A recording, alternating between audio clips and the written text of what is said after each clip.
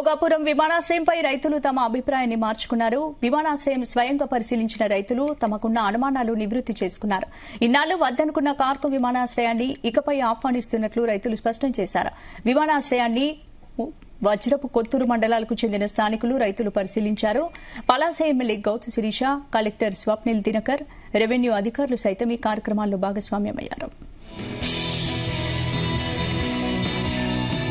మందస మండలంలో 7 గ్రామాలు, వజ్రపు కొత్తూరు మండలంలోని 12 గ్రామాల నుంచి మొత్తం 152 మంది స్థానికులు భోగాపురం విమానాశ్రయాన్ని పరిశీలించారు. పలాస సమీపంలోని మందస, వజ్రపు కొత్తూరు మండలాల పరిధిలో కార్గో విమానాశ్రయాన్ని కొంతమంది వ్యతిరేకిస్తున్న సందర్భంలో భోగాపురం విమానాశ్రయాన్ని నిర్వహిస్తున్న జీఎంఆర్ ప్రతినిధులు అధికారులతో అనుమానాలను నివృత్తి చేసుకున్నారు. పలాస నుండి విచ్చేసిన రైతులకు, స్థానికులకు ఎయిర్పోర్టు రాకముందు, వచ్చిన తర్వాత పరిస్థితులను వివరించడంతో పాటు ఏ స్థాయిలో అభివృద్ది చెందింది, భవిష్యత్తులో జరగబోయే అభివృద్ది గణాంకాలతో సహా వివరించారు. ఒకప్పుడు ఇదంతా అడవిలాగా మొల్లలు పొదలు అన్ని ఉండేవి. రైతులు ఇప్పుడు ఇలా వచ్చిందంటే ఒకప్పుడు రైతులు ఈ భూమి ఇవ్వడం వల్ల ఇప్పుడు ఇంత భవనం అంటే చూస్తున్నాం. నేను 2-3 చూశాను.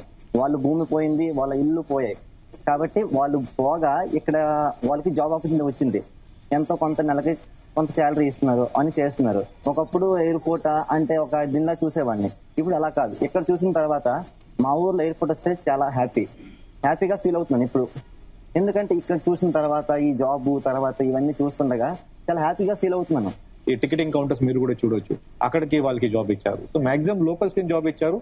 మన ఉద్దానం ఎయిర్పోర్ట్ లో కూడా మాక్సిమం మనం అలాగే ట్రై చేస్తాం. ఇక్కడ మనతో పాటు పిల్లలు కూడా వచ్చారు. పిల్లలు కూడా చాలా బాగా అప్రిషియేట్ చేస్తున్నారు. దయచేసి అందరూ గమనించాలి. ఎస్, డెఫినెట్ గా భూమి పోయే వాళ్ళకి ఒక సెంటిమెంట్ అదే.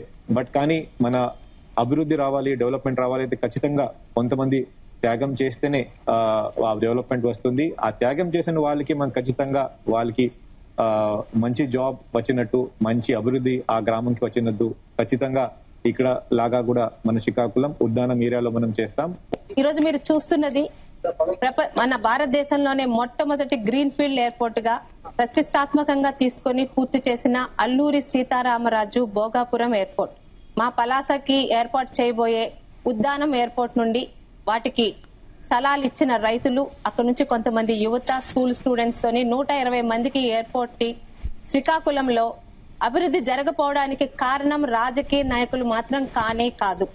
ఈ రోజు ఇక్కడ ఉద్దానంలో ఎయిర్పోర్ట్ వచ్చి తీరుతుంది. ఎంతమందికి ఉద్యోగాలు వస్తాయి? ఈ రోజు 10th, ఇంటర్, డిగ్రీ ఆ పైన ప్రొఫెషనల్ స్టడీస్ తో పాటు అస్సలు చదువు కాని వాళ్ళకు కూడా వాళ్ళ వయసులు బట్టి, వాళ్ళ జెండర్ బట్టి ప్రతి ఒక్కరికి ఉద్యోగం ఇచ్చే విధంగా ఈ రోజు ఎయిర్పోర్ట్ వ్యవస్థ ఇక్కడ ఉంది. శ్రీకాకుళం జిల్లా తలరాత మారడానికి మొదటి అడుగు ఈ రోజు ఎయిర్పోర్ట్ తో ప్రారంభమైంది. దీనికి సంబంధించి దీన్ని ఆనుకుని ఇంకా ఎన్నో రకాల అభివృద్ధి పరిశ్రమలు వస్తాయి.